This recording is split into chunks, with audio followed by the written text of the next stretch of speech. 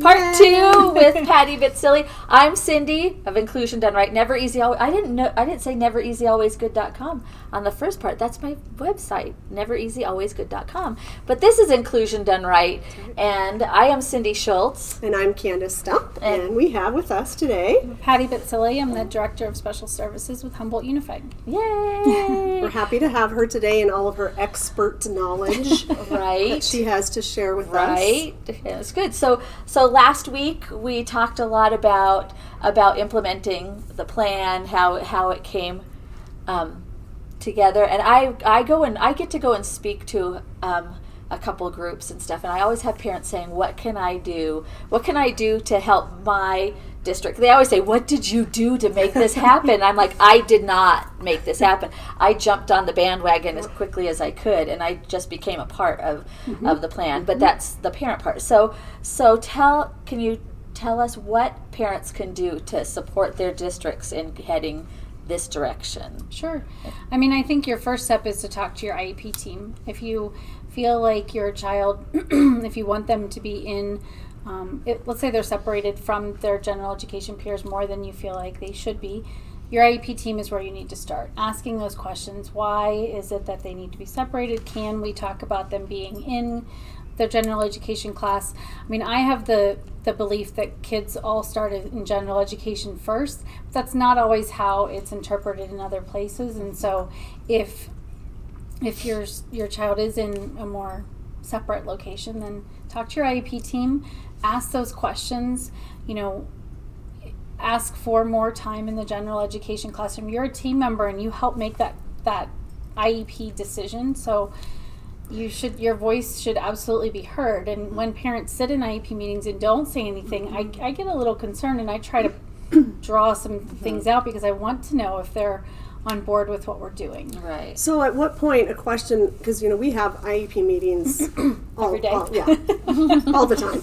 But at what point, from I guess a parent's perspective, is it going to be important or valuable to bring in a director of special services into the IEP team? Like, let's say you guys aren't meshing, or they're not I think it's if you feel like you're not being heard. I think if you feel like you've gone to your team and you voiced your concerns and you didn't get any type of response that you were looking for, because the team doesn't have to go all the way to where you want to go right away, right? It could be a step process. But if you feel like you're not being heard at all, then you absolutely should call I believe I would want a team in my district to call our office if they weren't feeling heard by their IEP team. Because then I can go in and just be a mediator of sorts. Right. And IEPs are, for parents, are intimidating and stuff. So so I understand some parents that would sit back and not say something. I appreciate when the team members try to really pull that out and give them ownership of their child's education, honestly. Well, special educators can talk in another language sometimes, and we don't even always know we're doing it. But if you don't understand something during a meeting, or we use a word that you haven't heard before, you have to stop us, because we're not doing it intentionally. And we do talk to each other about, make sure you're using parent-friendly terms, but then something will slide out an acronym, and then you have no idea what we're talking about, and that's not what should be happening during an IEP meeting. You should be an active member of the team, and we would want to know what you want for your child. And really, if we're not getting your opinion, and your child is a child that might need more support after high school, then if we don't know what direction you think your child's going to go, then we could be heading a whole different direction. Right. And I've even asked the parents that, like, what direction do you think this is going, so we know what types of supports to put into place. Because if you are planning on having your child stay at home with you and work at the family business, or are you planning on having them live on their own? I mean, there's a lot of different ways you can go. And what we're planning in 5th grade may never happen. We might still go a different direction in high school, but knowing where we're headed helps us to kind of frame some of those goals too. Right, and fit it into the family's families, because that's what it is. It's about the kid and then the family, and the school is there to assist in all that. And I think too often our parents forget that and look at the district and schools as this big entity, and forget that, like I said earlier, that their ownership of the education, and that they do have a something to say, and a significant role. Yeah, a significant role. We talked earlier in a video about the intimidation and the acronyms and all that kind of stuff, and so that how parents can approach that. So. Well, and I have encouraged parents who feel intimidated or don't feel like they can actively participate to bring a friend and have that person take notes. They don't have to be someone who knows special education. It's just somebody that you trust that can help jot some things down, because I've even attended meetings as a support person for a parent. It was one of my former students, and she was moving, and I sat there and just took notes for her. And then afterwards we talked about the meeting and said, do you feel like we're where you need to be, or do we need to, meet again at another time? And just having somebody else to walk through that with you after and process, and you can go, oh, we said that? Yeah. Oh, I didn't know we said that. It becomes a fog. It's a and great idea. It's just because you're talking about your own child. Right. And educators, we can be a little bit more objective because it's not our own kid. But for a parent, you've got all those emotions surrounded with everything that you're talking about, and sometimes you can't fully process the meeting until afterwards. And that support person may not be as connected, and so they can be a little more objective and jot notes and then talk about it. I like that, especially having the opportunity to synthesize what you've heard and talk with somebody about, so that this is what was said, and this is what that means, and this is what this is going to look like, because I think, like you said, a lot of times there's that kind of misconception when we are talking as educators about things, and parents might not necessarily be so privy to that. And then when they see things in action, they're like, well, what's going on? I thought this is what happened. So I love that idea of bringing somebody else with you. Cool. I like that. So I have a question. One of the big things for us when we not only moved to co-teaching but moved to the inclusionary model was that you had brought to us was the student's first language. And I had never, really done any kind of exploring or even thought about it. So can you talk a little bit about what is that and why is it so valuable? Well, student first language isn't accepted in all areas of or all disability cultures, but what I believe is important is to talk about the person first.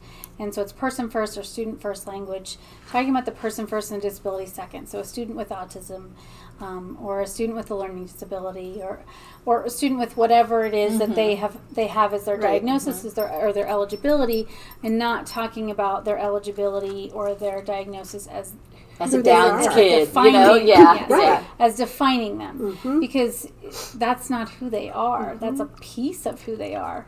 But really, if we focus on them first, it helped me when I shifted to student first language.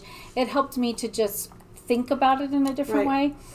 It frames it more positively, and it really helps teams to kind of not get stuck on what they can't do and really talk about what they can do. Yeah, and you see them as an individual instead of And that was huge for us. At first, when she brought it, I was like, well, yeah, that makes sense. So why is it that we're not doing that? And something so simple that can have such an impact and so much meaning behind it, because it continues to keep the focus on the student, on the person. I'm a human. I'm a human first. So let's think about what my strengths are, what it is that I can offer, as opposed to the label, which sometimes we get stuck on. Yes, and we can get stuck on that, and then we think that a student maybe can't do something because of that label, and that's not true. Kids do things that maybe we didn't initially think they could all the time, and all we have to do is give them exposure and let them learn what they can learn from a particular topic, and almost always we're the ones wrong. It is crazy. It happens at home too. I mean, I find myself with Ben and Jillian. I am trying to raise the bar, but there's things that surprise me about them all the time, and the things that they can do. Ben's memory is crazy good. I mean, he remembers people from I have friends in in Washington, and he's only met them a couple times. They Wow. moved to Washington before he came to us, and he sees their picture on something. He goes, "Oh, it's so and so. Oh, it's so," and I'm like, that's it's amazing. He's got a great memory. And that's a great strength because there's people like me, I have a hard time. I don't even remember my own name most of the time. So Yeah. I'm trying to figure out, I don't know what it is, but there's I have those literally people forgotten my name before. I was signing someone in, one of my kids at church, I was signing them in, and side note, and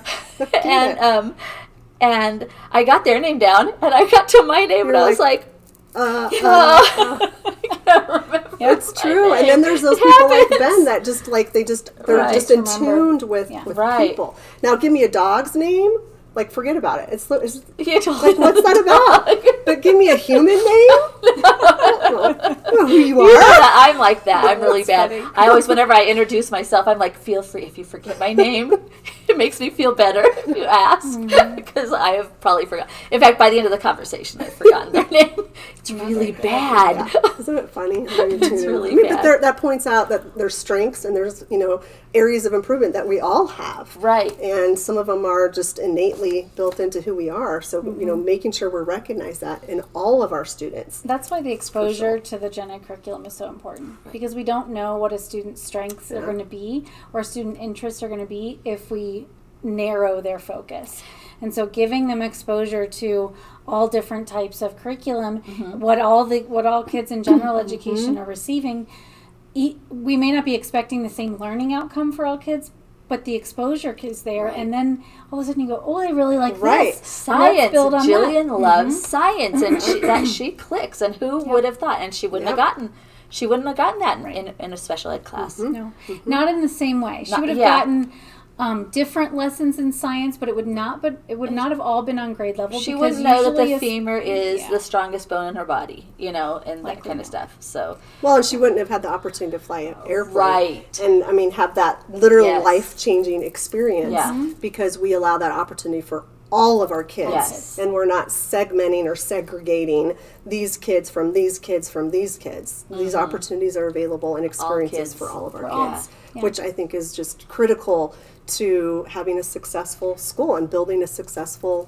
human. Yes. Yeah, totally. Because we're all different. Totally. So I have friends that have, like I've talked with, are in different districts, not necessarily up here up the mountain, but I have close friends that have been to going through due process and been in the court system and everything, and things haven't gone their way, and which is really sad. How do we encourage districts to, and maybe that's a better question for Dan, for our Dan superintendent. Streeter, which is our next Little week. plug there. Yeah. Get him on the hot seat. Yeah, but next week. but from your point of view, what would you say a parent can do? Because I come from the belief of you get more flies with honey than you do, and so I try to do as much as I can. I try to be as positive as I can. But what would you? The first thing that comes to mind is a lot of times educators have to see it. And so whether or not it's having them go and visit another district, when I first learned this entire process and kind of how to do it, I was always inclusive minded, but I didn't know how to get there on my own. Right. And so when I first learned how to do this, I went and visited another district because I was like, I don't really know what it looks like. Right. What does it look like? It didn't sound feasible at first, right? It sounds, it's enormous. Right. And so you have to take it chunk at a time, and visiting really helped because we were able to ask a lot of questions and get information on what were the steps you took. How did you even get here? And that's how I learned how to do it when I was going through this, because I went through this process as a teacher and as a coordinator the first time. And so I had to know how to guide my teachers as a coordinator on my campus and say, here's how we're going to do this, and here's how it's going to be successful, and here's what we're going to struggle with. But seeing it really helped. Right. So I would say that. I would say talking to your teachers, talking to your IEP team, having a conversation with the director, asking them if they'd be willing to talk to another director or go and visit another school. There are districts across the state of Arizona that are doing this. They're just it's not widespread. Right. So with that said, if let's say one of our subscribers wants to suggest to their district that they come up and visit, are you guys game for that? Yeah. So. I mean, obviously we'd have to get everything set up, but sure. Check schedules, and we do that frequently. So we definitely because this is what is best for kids. We want to share this out as much as possible to get more schools across the state, the nation. I'm actually working with a school right now, Debbie Marks. Hi, Debbie Marks, if you're watching in Oklahoma, and she's pushing this forward, and we've been having conversations, and so anything we can do to help and support this movement going forward, just give our office a call or call Patty. Is it okay if we put your contact, not your personal contact, but your office's contact address? So we'll post that below this video. Perfect. Okay. Yeah. So you can contact either of us at any time, and be happy to do that. And we've already had districts visit, and I've had districts call, and I'm happy to help in any way that I can. Right. Oh, good. Yay. She's the best. She is the best. She is You can't have her. But I'm not leaving. Maybe train somebody to be similar to her.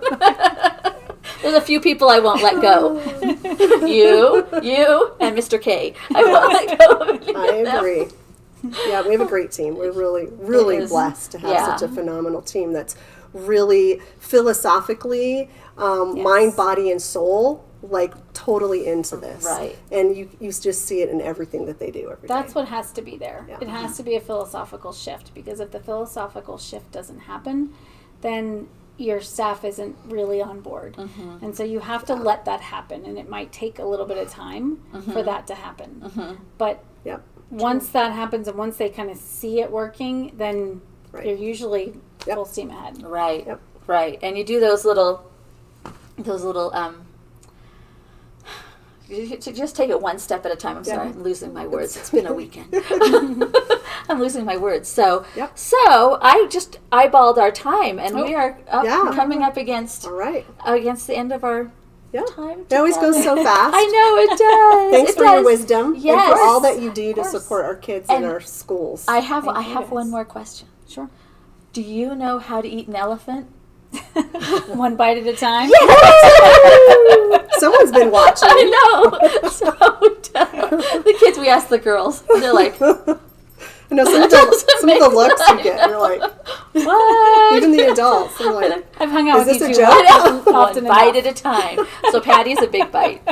So it's good. Love it. So we want to thank you guys for joining us.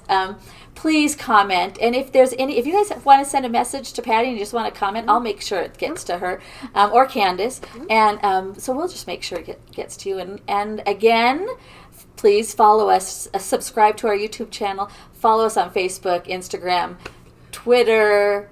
I always have lots of good stuff on Pinterest. And, of course you do. It's fun. A tease for next time. We're getting our superintendent, Mr. Dan Streeter, in the seat to talk about inclusion done right. We'll see if he can handle us. Yeah. What do you think? I don't know. You think he can handle us? I'm hoping that he's watched and is prepared.